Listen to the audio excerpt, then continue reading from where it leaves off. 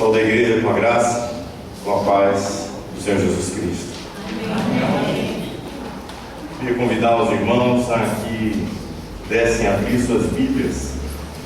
A carta do apóstolo Paulo aos Romanos, capítulo 3, verso de número 21, verso de número 31. Romanos 3, verso 21 a 31.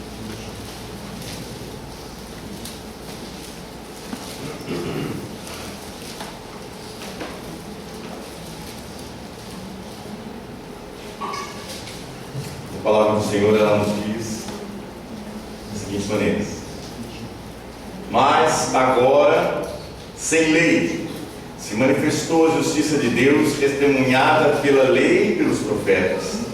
Justiça de Deus mediante a fé em Jesus Cristo, para todos e sobre todos os que creem, porque não há distinção, pois todos pecaram e carecem da glória de Deus, sendo justificados gratuitamente por sua graça, mediante a redenção que há em Cristo Jesus, a quem Deus propôs no seu sangue como propiciação, mediante a fé, para manifestar a sua justiça, por ter Deus, na sua tolerância, deixado impunes os pecados anteriormente cometidos, tendo em vista a manifestação da sua justiça no tempo presente, para Ele mesmo ser justo e o justificador daquele que tem fé em Jesus.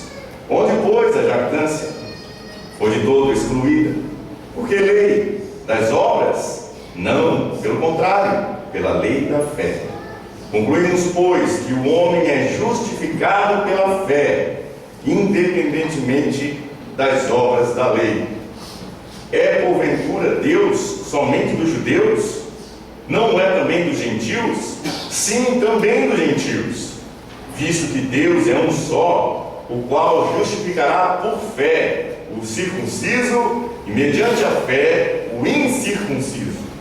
Anulamos, pois, a lei pela fé? Não, de maneira nenhuma. Antes, confirmamos a lei. Amém. Vamos orar mais uma vez. Ó Deus de toda graça, misericórdia, bondade, majestade e soberania, é diante do Senhor que, com temor e todo tremor, nós nos colocamos para, nesse momento, a nossa fraqueza e debilidade, expor a Tua palavra, entregar a Deus o Teu alimento para as Tuas ovelhas. E nós suplicamos que, com fidelidade, com autoridade vinda do Senhor, não intrínseca a nós, essa palavra seja ouvida pelo Teu povo, que seja alimento para as Tuas ovelhas, que seja para a glória do Senhor, para a expansão do Teu reino, para o conforto das nossas almas e sustento nosso. Em nome de Jesus. Amém. Amém. O apóstolo Paulo, ele tinha uma intenção, ele tinha um desejo muito forte de ir até Roma. Ele mesmo diz na própria carta, dizendo que queria estar ali, muito desejoso de estar ali entre aqueles irmãos, porque ele mesmo se considerava devedor àqueles irmãos. Devedor porque ele sabia que, da mesma maneira como ele, todos aqueles irmãos ali daquela cidade de Roma, daquela igreja de Roma, também necessitavam do Evangelho da graça de Deus mediante a fé em Cristo Jesus. E é isso que ele quer fazer, é isso que ele quer mostrar, é isso que ele quer deixar claro nessa carta. Ele diz: por isso não me envergonho do Evangelho, porque é o poder de Deus para a salvação de todo aquele que crê, primeiro do judeu e também do grego, visto que a justiça de Deus se revela no Evangelho de fé em fé, como está escrito: o justo viverá por fé. Então esse era o desejo que o apóstolo Paulo tinha. Ele começa a partir do desse início da carta a mostrar qual é a sua intenção. Ele quer mostrar que todos aqueles que estão em Cristo são justos pela fé. Mas que para que eles entendessem que era pela fé, para que eles entendessem a necessidade que eles tinham dessa justiça, o apóstolo Paulo começa a demonstrar exatamente que todos, sem exceção, tanto gentios como judeus, estão debaixo do pecado, estão encerrados no pecado, estão mortos em seus delitos e pecados e não têm em si próprios habilidade, nem condição, nem capacidade alguma de por si mesmos responderem positivamente às exigências de Deus. Todos. Inclusive, ele começa o verso 18 mostrando que os gentios que nunca ouviram a palavra, que não têm a palavra escrita, que não são como os judeus, que não têm os oráculos de Deus, esses também estão debaixo do pecado. Sobre eles também está a ira de Deus. Mas eles nunca ouviram a palavra de Deus. Como assim pode pesar sobre eles a justiça de Deus? Como pode pesar a ira de Deus sobre eles se eles nunca ouviram a palavra de Deus? Ora, a natureza ela é uma pregadora extraordinária. Os céus proclamam a glória do Senhor. O firmamento anuncia as obras do seu poder. Um dia expulsa ao outro dia. Uma noite revela conhecimento a outra noite. Não há linguagem, não há sinal, mas por toda a terra se faz ouvir a sua voz. Quando um gentio olha para uma árvore, quando um gentio olhasse para o mar, quando ele olhasse para o sol, quando ele olhasse para o firmamento, era para que esse gentio se curvasse e entendesse: existe um Deus. Por isso ele é indesculpável, porque ele, olhando a criação, não glorificou o Criador, antes glorificou a criatura ao invés do Criador. Mas mesmo também os judeus, o apóstolo Paulo continua mostrando a pecaminosidade universal do homem. Todos pecaram. E ele mostra não só o gentio, porque nesse momento, quando ele mostra só o gentio, os judeus estavam vibrando. Realmente, Paulo, esses aí estão debaixo da ira, realmente eles têm que ser condenados. Mas aí Paulo: mas também é indesculpável ao homem, porque julgas quem quer que sejas, porque no que julgas a outro, a ti mesmo te condenas, pois praticas as próprias coisas que condenas. Os judeus também são condenáveis. Os judeus também são condenáveis porque, mesmo tendo os oráculos de Deus, mesmo tendo as promessas, mesmo tendo a aliança, mesmo tendo eles os profetas, mesmo tendo eles a revelação escrita da parte de Deus, mesmo assim, eles se ensoberbeceram, eles se acharam melhores do que outros e não entenderam que essa revelação da lei para eles era para que avultasse o pecado deles. Não entenderam. O apóstolo Paulo então continua a mostrar para vocês: são culpados. E nessa tentativa de tentar se justificar, nessa tentativa de tentar se explicar, nessa tentativa de tentar se desculpar diante de Deus, os judeus eles começam a questionar o próprio Deus, começam a levantar objeções a respeito da justiça de Deus. Justiça de Deus que o apóstolo Paulo havia demonstrado que era verdadeira, que era justa, que não fazia acepção de pessoas e que julgava exatamente de acordo com o grau de revelação que cada um dispõe no seu coração.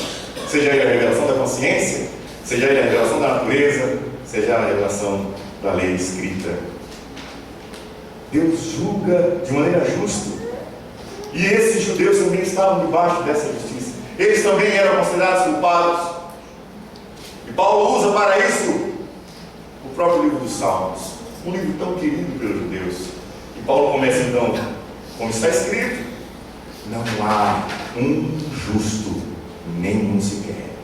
Não há quem entenda, não há quem busque a Deus. Paulo começa a mostrar para os judeus que mesmo eles, sendo esses portadores dos oráculos de Deus, sendo eles portadores da circuncisão, do sinal do pacto, eles também, aos olhos de Deus, eles são considerados como que desviados aos olhos de Deus. Todos se extraviaram, alguns se fizeram inúteis. Paulo dá a razão com que, no resumo de tudo isso, ele diz: não há temor de Deus diante dos seus olhos. E aí ele vem e diz: ora, sabemos que tudo que a lei diz aos que vivem na lei, diz para que se cale toda a boca e todo mundo seja culpado perante Deus. Visto que ninguém será justificado diante dele por obras da lei, em razão de que pela lei vem o pleno conhecimento do pecado. Vocês, judeus, não podem se justificar diante de Deus. Vocês não têm condição, porque o que vocês acham que para vocês é simplesmente fazer de vocês melhores do que os outros, é exatamente o contrário. Vem mostrar que vocês são tão imundos como os outros. E aí então, depois que Paulo mostra que não há justo, não há esperança, não há quem possa se apresentar diante de Deus com justiça própria, não há quem possa se apresentar diante de Deus com obras. Não importa quantas gerações você está na igreja, não importa se você, como judeus, confia nas obras que você faz, não importa quantas coisas você faz, não importa o quanto você se empenha, não importa quantas obras realize, não importa os seus números, os seus relatórios, não importa. Você é tão culpado quanto um ímpio que não fez nada do que você fez, que não realizou nada do que você realizou. Você é tão culpado e pecador quanto ele. O que Paulo vem fazer é exatamente dar um diagnóstico da situação do homem, da situação da raça humana. Ele diz: olha, o diagnóstico de vocês é positivo. Vocês estão com uma doença mortal e vocês vão morrer, todos vocês. Mas ele não para por aí. E aí entra então o texto que nós temos diante de nós, verso 21 ao verso 31, onde o apóstolo Paulo então ele apresenta o remédio para essa doença, onde ele apresenta o remédio para essa enfermidade mortal. Ele vem e mostra que todo mundo é injusto, que todo mundo está em pecado diante de Deus, que todo mundo não vale nada diante de Deus, mesmo nas suas melhores obras. Então ele vem mostrar que existe um remédio. Como que pecadores culpados, merecedores de condenação eterna, merecedores do salário do pecado que é a morte, podem ser salvos se eles por si mesmos não têm nada para dar em troca?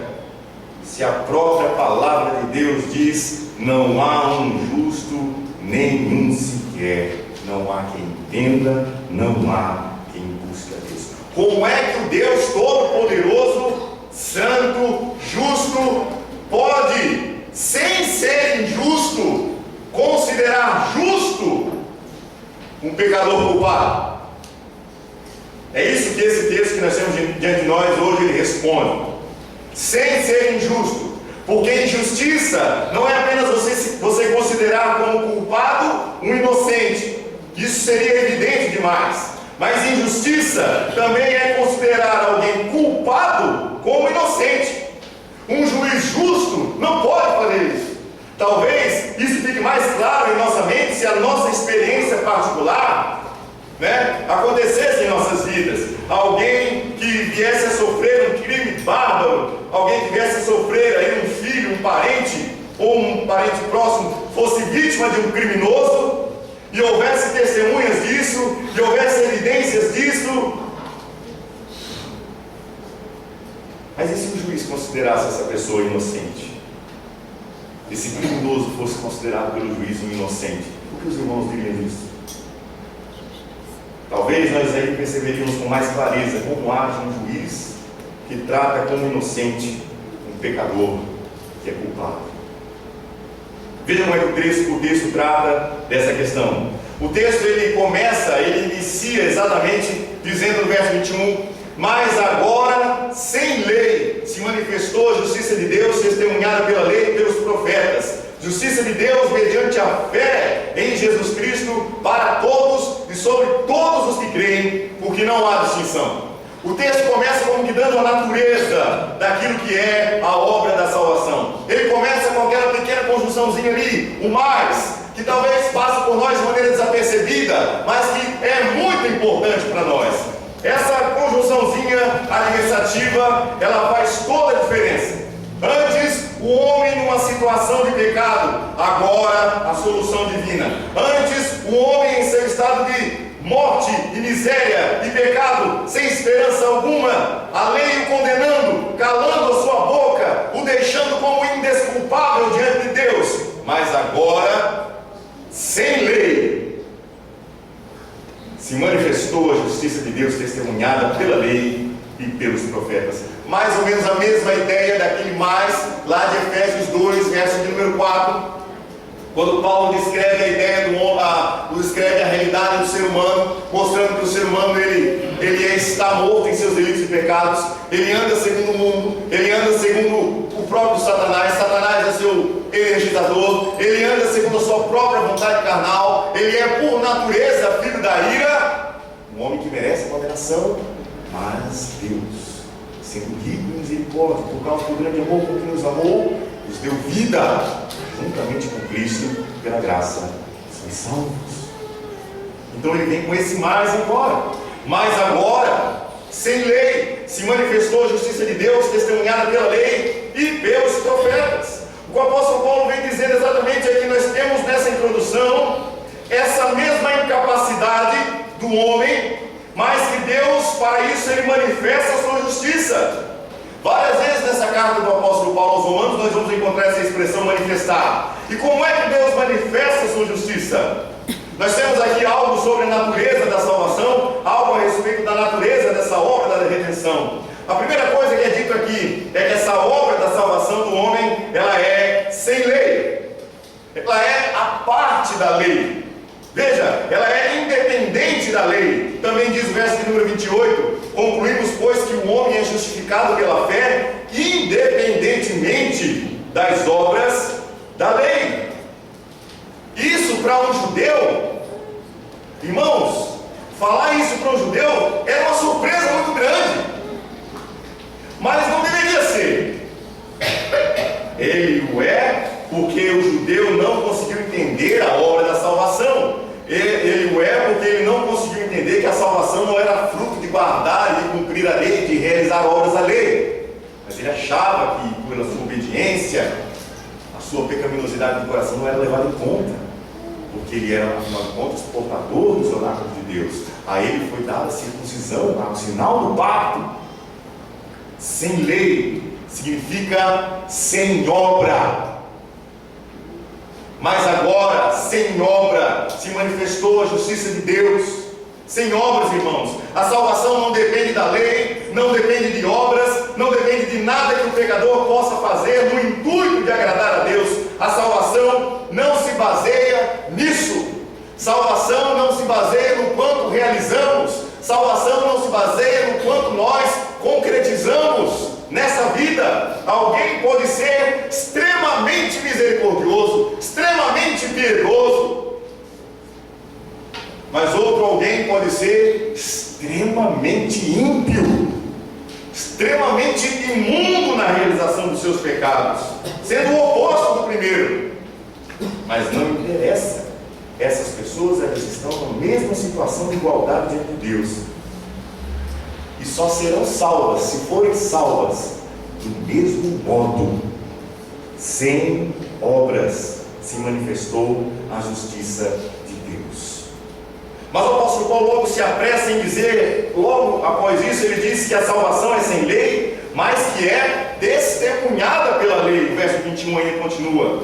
Ou seja, ninguém vai ser salvo porque conseguiu cumprir as prescrições dadas por Deus a Moisés, lá no Antigo Testamento. Ninguém vai ser salvo por isso. Mas os irmãos, nesse método da salvação que o apóstolo Paulo introduz, não é algo novo, não é algo simplesmente da nova aliança, é algo que já foi anunciado antes para o povo de Deus, é algo que já foi entregue antes.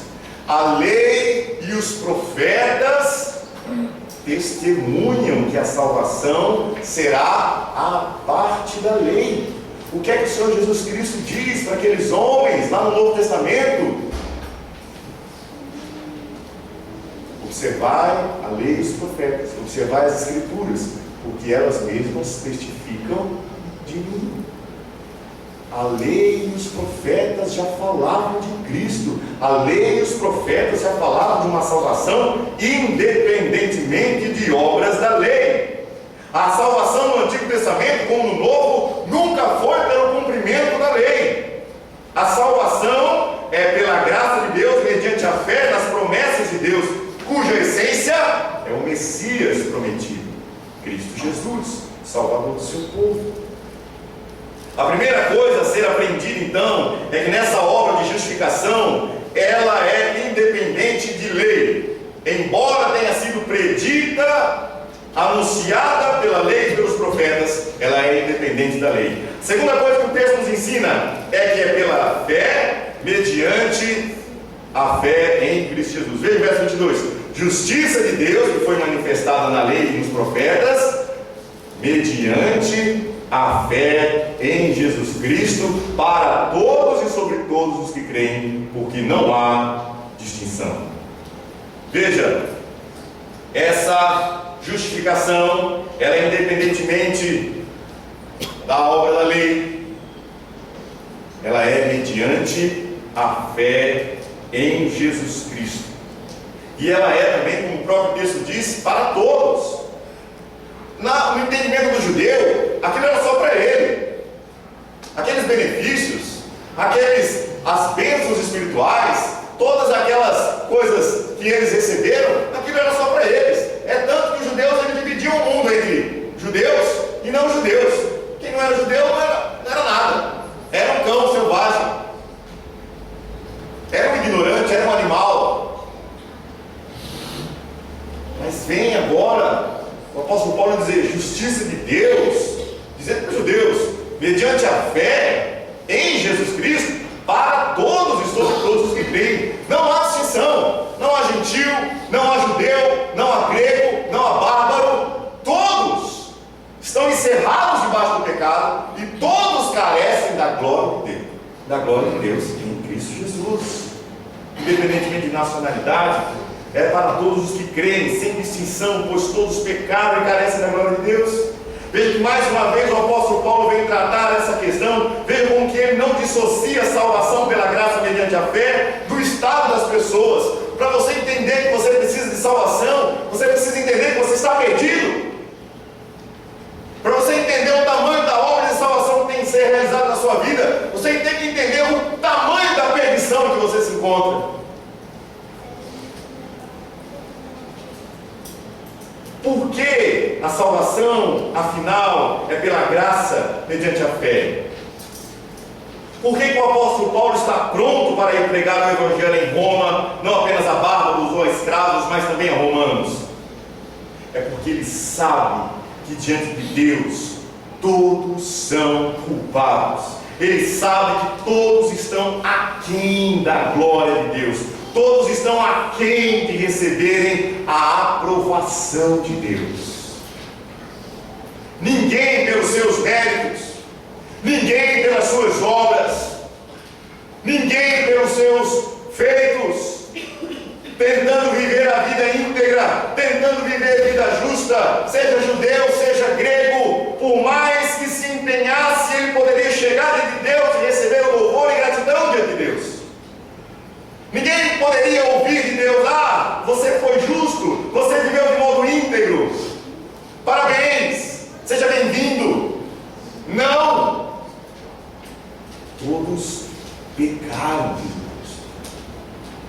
Todos pecaram. E todos estão aquém da glória de Deus. E todos estão aquém das demandas da lei de Deus, das exigências da lei de Deus, da santidade de Deus, da justiça, da vontade de Deus. Estão longe de conseguir realizar aquilo que Deus quer.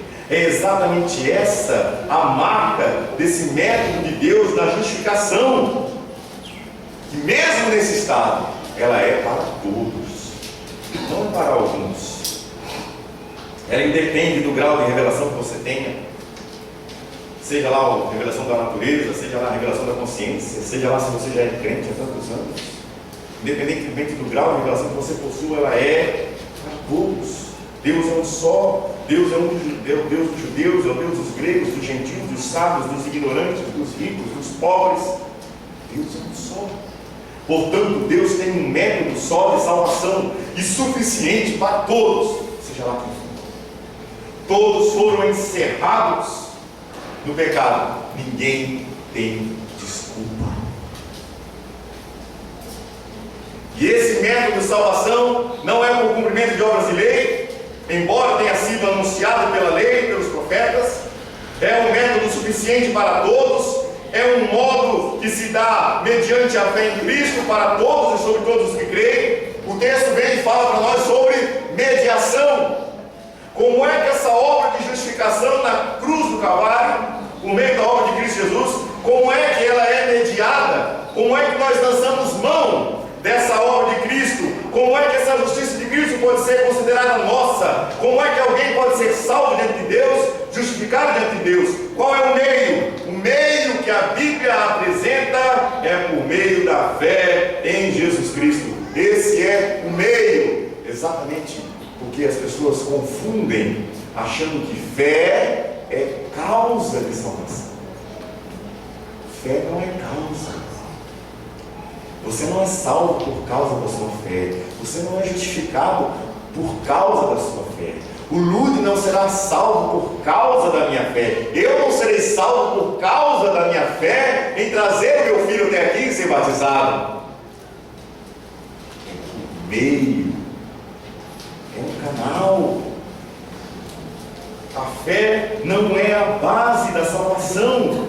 Salvação pela graça de Deus é mediante a fé. Isso porque ninguém vai ser salvo por causa da sua fé. A fé não é base de salvação. A fé não é fundamento da salvação. A fé não é instrumento de salvação. A fé é um canal pelo qual essa justiça de Deus pode ser conferida ao homem. O meio pelo qual a justiça de Deus é concedida ao homem não é por obras da lei, não é por justiça própria, mas é por meio da fé na obra que o Senhor Jesus Cristo realizou na cruz do Calvário. Então, o verso 21, o verso 23 nos descortina a respeito da natureza dessa obra de justificação. Agora, por que esse é o método de Deus? Por que não aprove a Deus salvar o homem por meio das obras da lei? Por que esse método, por meio da fé, para todas as pessoas, independentemente de obras da lei? Então veja o verso número 24. Sendo justificados gratuitamente por sua graça, mediante a redenção que há em Jesus Cristo. Esse método de salvar pecadores, é dessa maneira que Deus escolheu salvar pecadores. Em primeiro lugar, para que o atributo da graça de Deus seja mantido, exaltado e promovido. Justificados gratuitamente por sua graça, mediante a redenção que há em Cristo Jesus. De modo geral, Deus escolheu salvar o homem deste modo, porque deste modo os seus atributos serão exaltados, os seus atributos serão promovidos. A glória não é para o homem, a obra de salvação não é do homem. Equivocadamente, muitas igrejas colocam essa obra na mão dos homens. Equivocadamente, as pessoas têm colocado a sua salvação na mão de outros homens, dizendo que sim, você pode fazer 50% e Deus pode fazer os outros 50%. Sim, se você não der o primeiro passo, não tem como Deus agir. Ora, onde é que fica a soberania de Deus nessas horas? Onde fica a graça? Onde fica a ação poderosa de Deus? Onde que a graça de Deus é promovida numa obra dessa? Onde eu realizo a minha parte, Deus realiza a parte dele. A salvação, irmãos, veja que o homem, ele não tem esperança. O homem não pode apresentar nada diante de Deus que o justifique, ou que justifique o seu ingresso nos céus, e que o justifique diante de Deus. Tudo é pela graça. A salvação é pela graça, por sua vontade soberana e graciosa e misericordiosa, pelo amor de Deus, para que a graça de Deus seja exaltada. Agora nós temos a base da salvação. Agora sim, aqui está a base. Aqui não está mais o meio, mas a base da salvação. A redenção que há em Cristo Jesus, a libertação que há em Cristo Jesus, a remissão dos pecados que há em Cristo Jesus. A ideia é que nós éramos escravos do pecado, e o apóstolo Paulo já demonstrou isso. Não havia esperança própria, nós éramos governados pelo príncipe deste mundo, que não permite que brilhe no coração dos pecadores a glória dos atributos de Deus na face do Cordeiro. Éramos escravos do pecado, éramos escravos do diabo, andávamos segundo as próprias concupiscências e desejos do nosso coração. Mas aprove a Deus pagar o preço do nosso resgate. Essa é a ideia aqui, irmãos. Nós somos salvos pela graça de Deus, graça para nós, mas não de graça para Cristo. Não nos custou nada, preço algum a nossa salvação, até porque nós não tínhamos meios para pagar, não tínhamos condições para nós nos resgatarmos a nós mesmos do domínio do pecado, do domínio do diabo. Mas Cristo pagou esse preço. Foi de graça para nós, mas não foi de graça para Cristo. Aí vem a palavra: Ele expiou a culpa, Ele pagou o preço, Ele remiu-nos do pecado, Ele nos resgatou da condenação do pecado. Esse é o fundamento da obra da nossa salvação. A proclamação do Evangelho, irmãos, não é um anúncio daquilo que as pessoas devem fazer para ser salvas. A proclamação do Evangelho é o anúncio da obra que Deus fez em Cristo Jesus para nos salvar do pecado. E a única coisa que Ele requer de nós é que nós creiamos na suficiência da obra que o Cordeiro de Deus, que tira o pecado do mundo, realizou por nós na cruz do Calvário. Por isso, a salvação se dá não por obras da lei, mas mediante a fé na obra gratuita realizada por nós em Cristo Jesus, exatamente para que o atributo da graça de Deus seja exaltado e nós então possamos honrar a Deus, glorificar a Deus, porque a nossa salvação não nos pertence. Em primeiro lugar, para que a graça de Deus seja promovida e exaltada. E também a salvação é desse modo, para que a justiça de Deus seja revelada e vindicada e manifestada. E esse é o outro atributo de Deus, que Deus também deseja que seja exaltado. Como Ele mesmo diz, lá no capítulo 1, versos 16 e 17: pois não me envergonho do Evangelho, porque é o poder de Deus para a salvação de todo aquele que crê, primeiro do judeu e também do grego, visto que a justiça de Deus se revela no céu, no Evangelho, de fé em fé, como está escrito: o justo viverá por fé. E aí lá no capítulo 3, versos 25 e 26, o nosso texto diz: a quem Deus propôs no seu sangue como propiciação mediante a fé, para manifestar a sua justiça, por ter Deus na sua tolerância deixado impunes os pecados anteriormente cometidos, tendo em vista a manifestação da sua justiça no tempo presente, para Ele mesmo ser o justo e o justificador daquele que tem fé em Jesus Cristo. Aqui o apóstolo Paulo vem mostrar o que Deus fez para salvar o homem e reivindicar a sua justiça. Salvar o homem e reivindicar a sua justiça. O apóstolo Paulo revela qual foi a maneira concebida na eternidade por um Deus santo, justo, reto e perfeito, soberano, gracioso, misericordioso, para que Ele pudesse ao mesmo tempo ser misericordioso, gracioso e salvasse o pecador, e ao mesmo tempo continuasse sendo justo, não considerando inocente um pecador culpado. O que Deus teve que fazer para promover sua justiça por meio da salvação dos pecadores? Versos 25 e 26 vem respondendo. E aí ele vem começando a dizer: sendo a quem Deus propôs. Toda vez que nós olharmos essa palavra aqui, a quem Deus propôs, nós podemos literalmente colocar assim: a quem Deus colocou diante de si. Ele colocou diante de si a quem Deus propôs, a quem Deus colocou diante de si no seu sangue.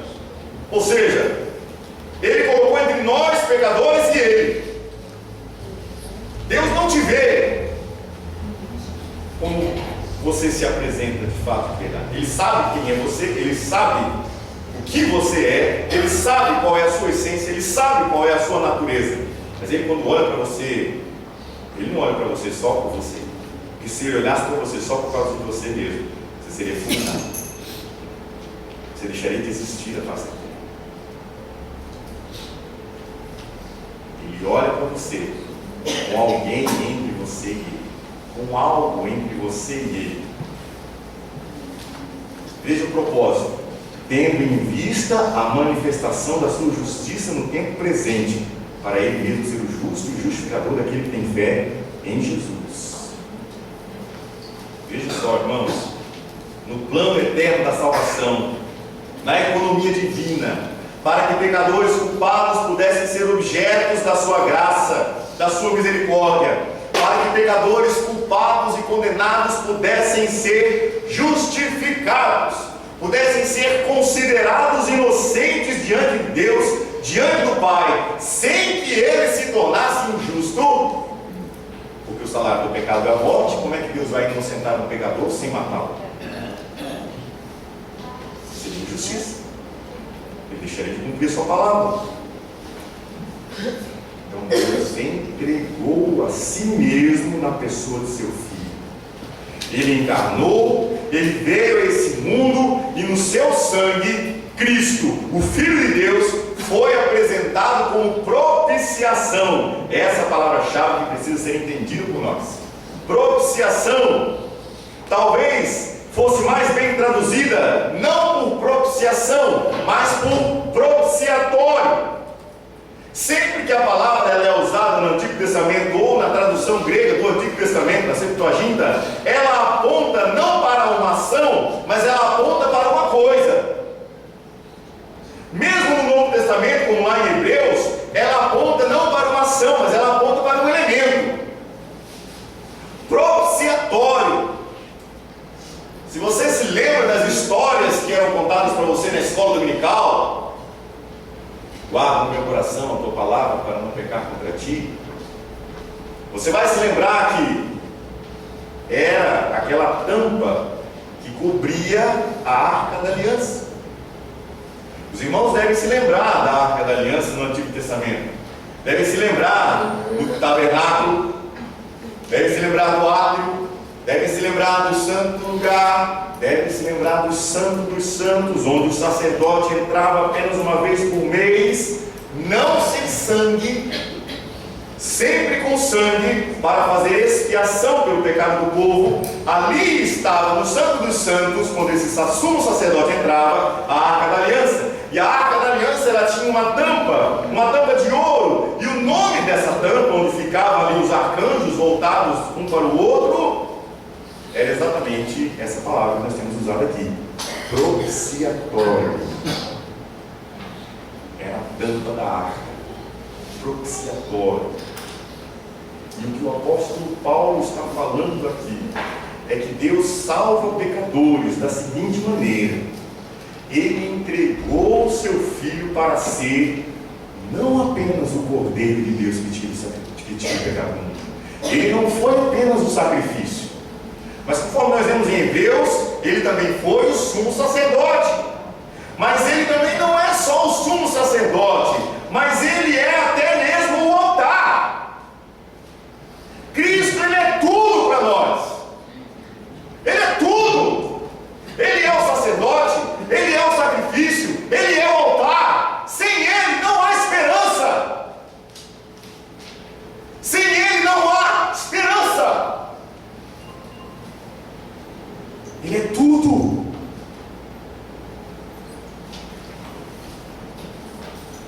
Tudo. Por isso que não tem explicação para essa procura desenfreada de tentar fazer coisas, fazer obras, para tentar se justificar, para tentar se apresentar como mais santo, para tentar se apresentar como como mais digno, e assim por diante.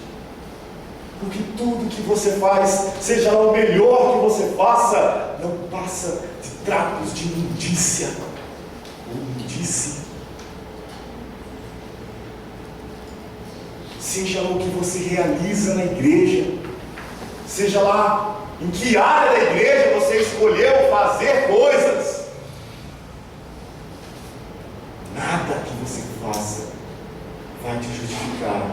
Só Cristo é a esperança.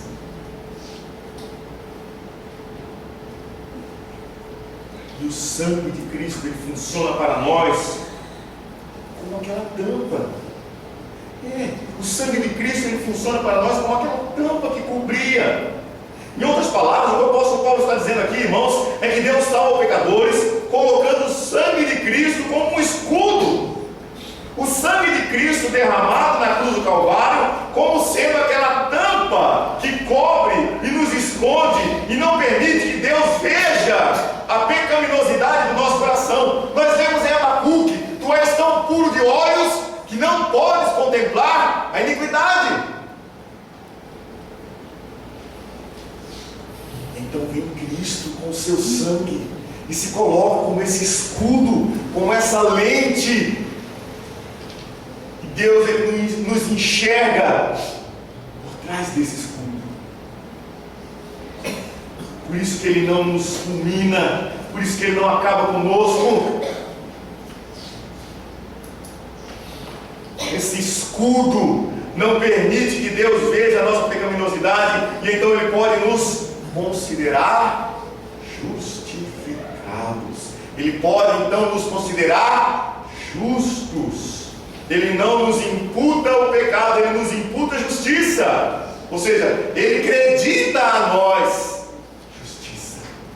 Ele coloca na nossa conta o crédito. Veja, irmãos, aquela tampa é o sangue de Cristo que cobre o nosso pecado e não permite que Deus veja a pecaminosidade do nosso coração. Como que pecadores culpados podem ser considerados justos diante de Deus, sem que Deus seja injusto? Veja, quando Adão foi criado, Adão não tinha culpa, Adão não tinha pecado. Então, o problema não é somente a questão de culpa. Sem culpa ele foi criado inocente, coisa que o Lute já não desfruta mais.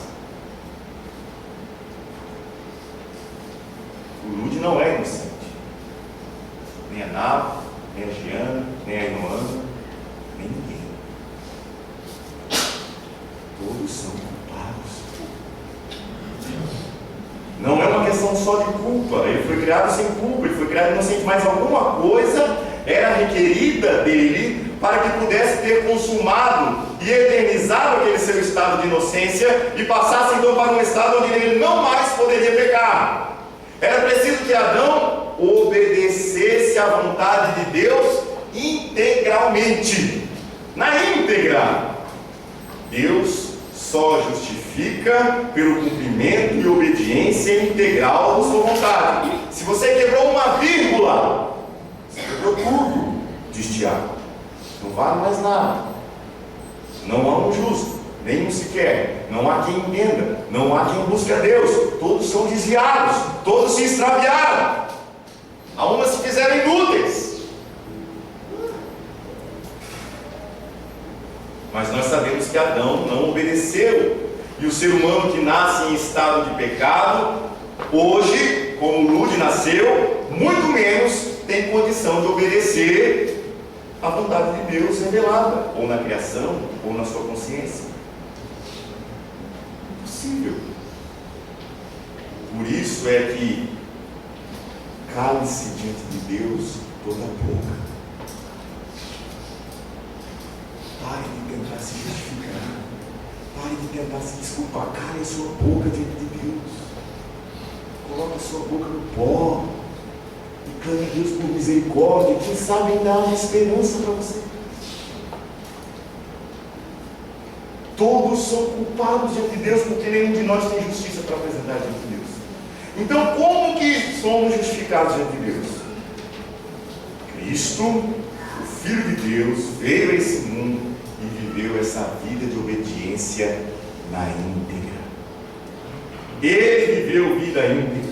E, num certo sentido, nós podemos afirmar, irmãos, que a salvação, ela é pela lei, mas não nós cumprindo a lei, mas sim Cristo cumprindo perfeitamente a lei em nosso lugar. Por isso ele teve que vir a esse mundo. Por isso é que ele teve que nascer de mulher. Por isso é que ele teve que nascer sob a lei. Por isso é que ele teve que ser obediente. E ele foi obediente até a morte, e morte de cruz. E ele cumpriu integralmente a lei. E ele foi perfeito no que diz respeito a isso. E então, obedecendo plenamente à vontade de Deus, ele adquiriu uma justiça que ele não precisava. Preste atenção. Cristo, obedecendo a lei, adquiriu uma justiça que ele não precisava, porque ele não tinha culpa, porque ele não tinha pecado, e então ele pôde nos imputar, ele pôde colocar essa justiça na nossa conta, ele pôde considerá-la nossa, e ele pôde nos doar essa justiça mediante a fé. A nossa luta é que nós tentamos sempre, por um meio ou por outro, por uma razão ou outra, de alguma maneira, nós procuramos nos apresentar justos diante de Deus com as coisas que nós fazemos na igreja. Nós tentamos sempre apresentar nossa justiça, mas ao tentarmos nos apresentar justos diante de Deus, a nossa consciência, ela nos acusa e diz: você é culpado. E então procuramos viver de algum modo que agrade a Deus, que nos permita sermos encontrados justos diante de Deus, mas a palavra de Deus vem e diz: você é culpado. Qual a solução? Você vai continuar insistindo até o final, tentando alcançar uma justiça própria, e isso desesperadamente, até ser condenado? Não. Aqui está, irmãos, a justiça de Cristo mediante a fé. Ele fez aquilo que você não pode fazer. Ora, se a salvação fosse pela sua obediência, por que Cristo teria vindo?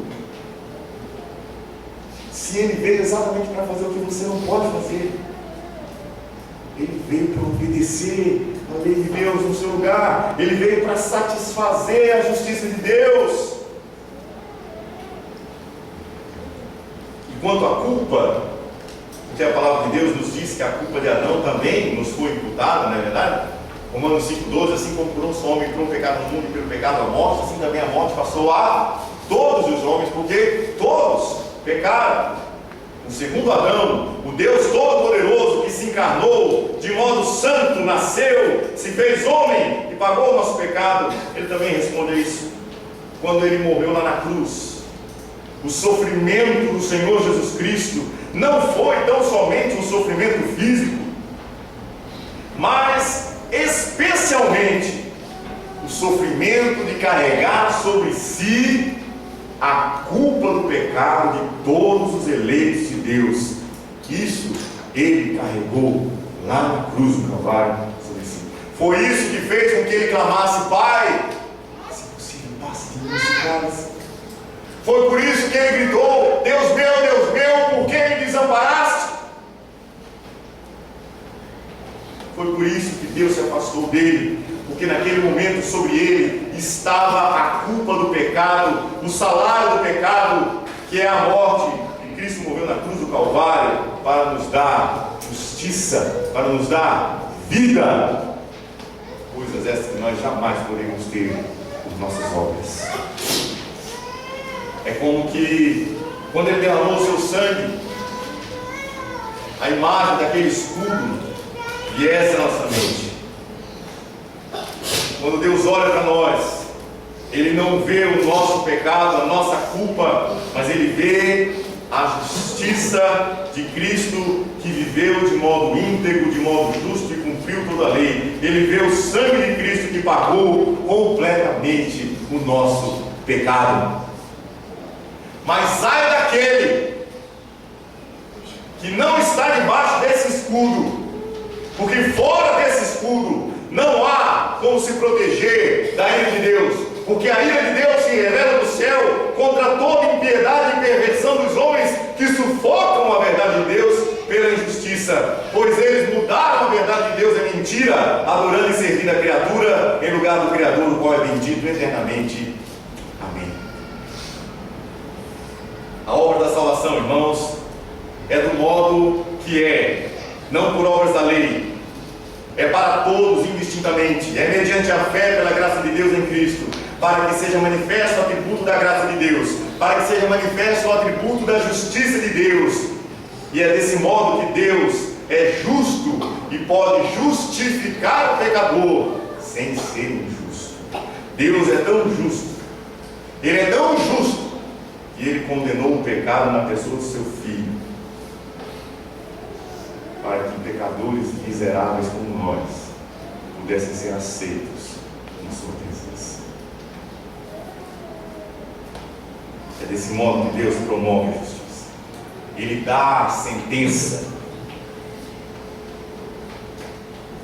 e Ele sai da sua cátedra de juiz e Ele mesmo se senta no banco dos réus e diz para nós: eu vou pagar a tua pena, eu vou pagar a tua culpa, eu vou pagar o preço que é contra você.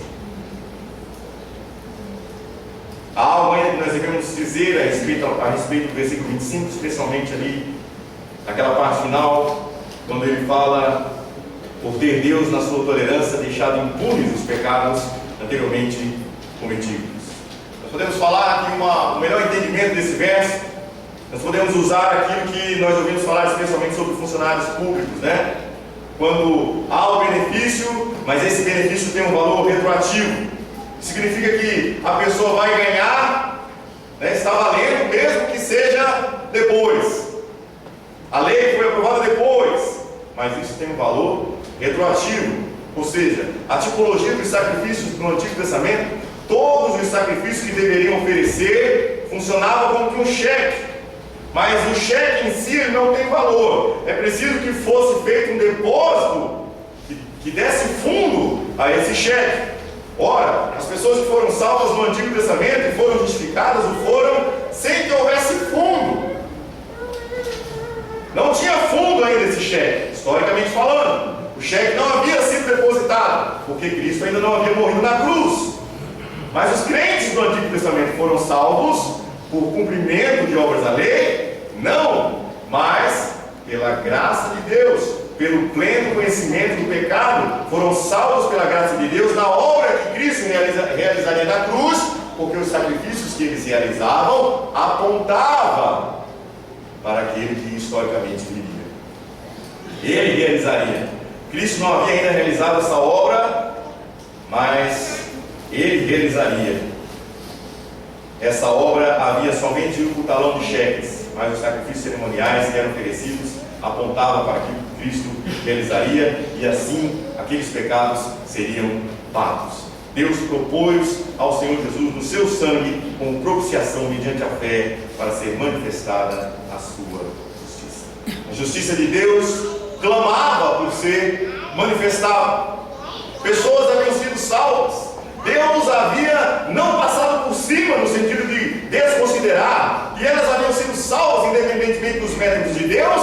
Não, foram salvas pelo método de Deus, pela graça de Deus, mediante a fé, o sacrifício realizado na cruz do Calvário, que tem até um efeito retroativo. A obra de Cristo é tão completa, é tão suficiente, que até mesmo aqueles que não viram, que não estão depois da obra de Cristo, esses também foram salvos pela obra de Cristo, mesmo que historicamente não viram. Mais uma vez, Ele é tudo. Ele é o sacrifício, Ele é o sacerdote, Ele é o altar. Sem Ele, nada. A fé não é a causa, a fé é o meio. Sem Ele não há esperança. Ele continua: onde, pois, a jactância foi de todo excluída, porque ele das obras? Não, pelo contrário, pela lei da fé. Se a salvação fosse por obras, irmãos, o homem teria que se jactar, o homem teria que se gloriar. Mas como a salvação é desse modo, independentemente de obras da lei, mediante a graça de Deus e a misericórdia de Deus e a fé em Cristo, e nada mais do que isso, a fé é a ideia das mãos vazias, que apenas recebem. Não há glória para o homem, não há do que o homem se jactar. A salvação, ela promove a glória de Deus. O homem não é o fim, o homem não é a razão das coisas. Deus concebeu na eternidade que a salvação do homem, pela graça de Deus, mediante a obra redentora na cruz do Calvário, redundasse em glória para Deus e não para o homem. Onde, pois, a jactância? Foi de todo excluída. Por que lei? De obras? Não, pelo contrário, pela lei da fé. Essa obra de salvação promove a glória de Deus. É porventura Deus somente dos judeus? Não. Não é também dos gentios? Sim, também dos gentios. Visto que Deus é um só, o qual justificará por fé o circunciso e mediante a fé o incircunciso. Anulamos, pois, a lei pela fé? Não, de maneira nenhuma. Antes, confirmamos a lei. Será que esse método de salvação anula a lei de Deus? Não. Nós cantamos aqui na liturgia, porque o fim da lei é Cristo, para a justiça de todo que crê. Esse método de salvação pela graça mediante a fé não anula a lei, pelo contrário, ele cumpre a lei, porque o fim da lei sempre foi o Messias, sempre foi Cristo. Ele é tudo. A pergunta que fica para nós agora é por que nós agimos como aqueles judeus agiam? Por que nós ainda tentamos nos desculpar? Por que nós ainda tentamos apresentar obras? Irmãos, se um dia, pela graça de Deus, nós vimos como realmente nós somos, se pela graça de Deus, Deus concedeu a oportunidade de você ver a desgraça que realmente você é, lá dentro do seu coração, por que nós não calamos a nossa boca? Por que nós não ficamos em silêncio?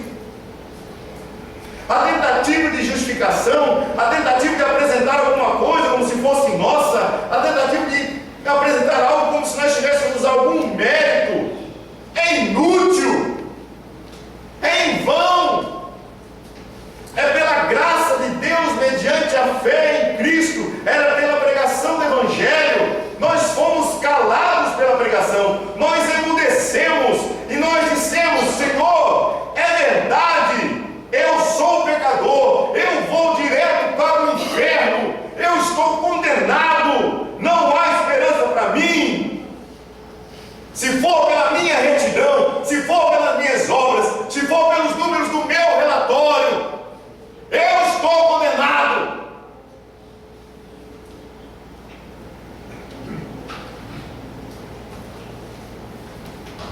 Não há esperança para mim, se for pelas minhas obras de justiça.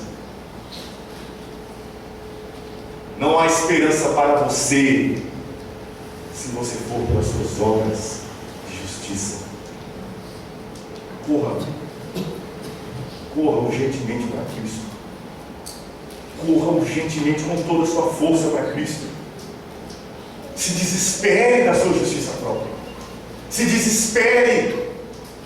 Se até hoje você tem se confiado naquilo que você faz na igreja, se até hoje você tem se confiado nas gerações da sua família que estão dentro da igreja, nos privilégios, como o batismo, como a ceia, se você tem se confiado nessas coisas, se desespere, porque essas coisas não vão salvar você.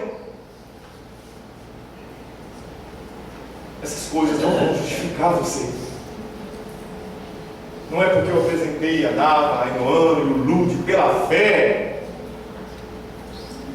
A fé não é causa de nada. Não é isso que vai me justificar ou justificar alguns dos meus filhos. É só se eles crerem na obra do Cordeiro. Só se pela graça de Deus o Senhor abrir os olhos deles e fazê-los entender que a obra de Cristo é que é suficiente para salvar os pecados deles, salvá-los dos pecados deles, e não outra coisa. Irmãos, se desespere da sua justiça própria. Mas se ainda você acalenta no seu coração, se você ainda guarda lá alguma ideia de que poderá escapar da manifestação da ira de Deus, como os judeus acalentavam por causa da circuncisão, por causa que eles eram o povo de Deus, porque eles eram o povo do Messias, porque a eles foi confiado os oráculos, a eles foi confiado as promessas, a eles foi confiado o sinal do pacto. Muito bem, a vocês também. Mas se vocês ainda acalentam no seu coração alguma ideia de que poderão escapar da manifestação da ira de Deus pelo seu próprio mérito, pelo seu histórico na igreja, esses seus escudos são escudos fracos. E na primeira rachada do olhar fulminante da ira de Deus, vão rachar e você vai ser condenado. Você vai ser morto. E não haverá condição de você.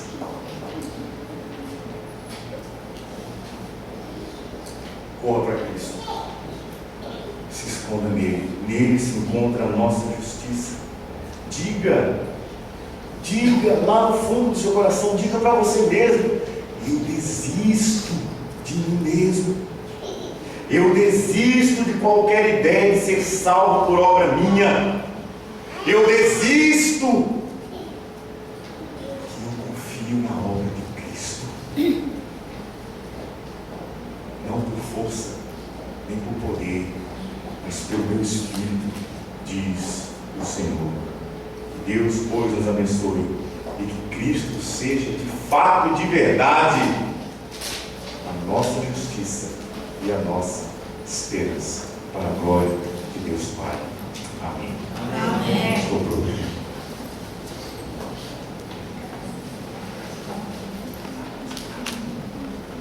Vamos ficar de pé, meus irmãos.